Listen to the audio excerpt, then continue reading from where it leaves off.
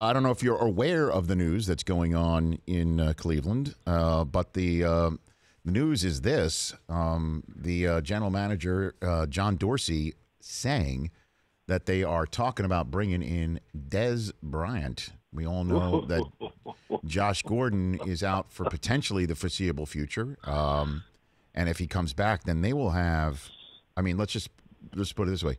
If Josh Gordon is coming back and healthy and ready to go with Jarvis Landry and David Njoku and Des Bryant, oh my gosh, they're going to, I mean, that might be one of the most physical offenses. You could, Nick Chubb coming downhill to try and hit you with Carlos Hyde. I mean, they're going to keep hitting you in the mouth, the Cleveland Browns. And can they get Corey Coleman up to speed That's for right. some flash and dash outside? Right. And remember, they drafted Antonio Callaway out of Florida, who was a first-round talent that Cleveland drafted that a lot of people had taken off of their board because of off-the-field issues at the University of Florida. There's no denying his athletic prowess at all. So you're talking about a Cleveland Browns team.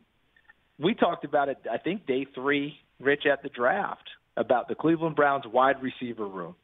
Mm-hmm. And a team that's, won one game in the last 2 years. Josh Gordon appears to be coming back. I did raise an eyebrow, like, will he be back? I mean, I'd be very leery about putting all my eggs in that basket. And, I'm hoping Josh does make it back and makes it to camp and the whole thing. But I said that back then. And you're going to add a Des Bryant. And then I was very against them drafting Antonio Callaway. I'm one of those people, he would not have been on my board. But athletically, I get why. I just think thought you got Josh already, you got Corey Coleman already, Jarvis Landry's there. I didn't know that you needed to add that to your room, but he may very well end up being a player for them. So they've got a lot of things that they're going to have to work through, not the least to mention. We know Tyrod Taylor is there, and for Hugh Jackson, that's wonderful because he's got to win games early.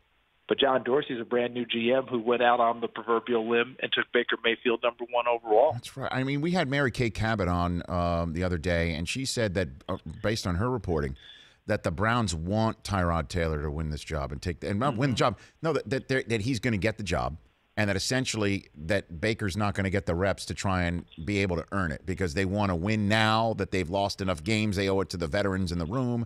And I was saying to myself, how in the world does something like that happen? With all due respect to Tyrod Taylor, who I have nothing but the highest regard, and this would be an incredible opportunity for him if he does get the starting job, like everybody says out of Cleveland he's going to get, and not even have to win it. But when you take a kid number one overall, and he's got that braggadociousness that you need and has the ability that we've seen. And we've seen what Deshaun Watson's done and Carson Wentz has done, and just with a little bit of sea legs under him, Jared Goff has done. How do you not give Baker Mayfield a shot here, Charles? I'm a big proponent of if you're going to draft a quarterback that high, I'm going to do whatever I can to get him ready to play early. I'm going to make him tell me he can't make it early. I've been like that for years now, and we can go chapter and verse on the number of guys who have started as rookies, and they haven't all been bad experiences. I mean, because that's, Rich, that's the first thing everybody hits you with. If you start a rookie quarterback, oh, my God, remember what happened to Troy Aikman his first year at Dallas? Yeah, I know. Matt Ryan went to the playoffs his first year. So did Andy Dalton. So did Joe Flacco. Right? We can just go right on down the line. You can make this thing work if you want to invest in it. It's like your Jets. Once that Darnold gets signed, the idea that anyone other than Darnold takes a snap first game is folly to me. That's just the way I look at it. I agree, Charles. I would find a way to get them on the field and go ahead and play. I get what Cleveland's saying. Want to take care of the event, want to do this, want to do that. I'm a big Tyrod Taylor fan, but you made the move to draft Baker Mayfield number 1 overall. Why wouldn't you give him every chance? But I don't understand, too, is that, okay, let's take our lumps, Philadelphia 76ers process style, right? Let's take our lumps, and then when it's time to hit the win it now button, and you want to get obviously a veteran out there and hit the win it now button, but you also don't want to give 6 and 10, 8 and 8, and then suddenly, okay, we've got that going on. Now let's try and break Baker Mayfield in.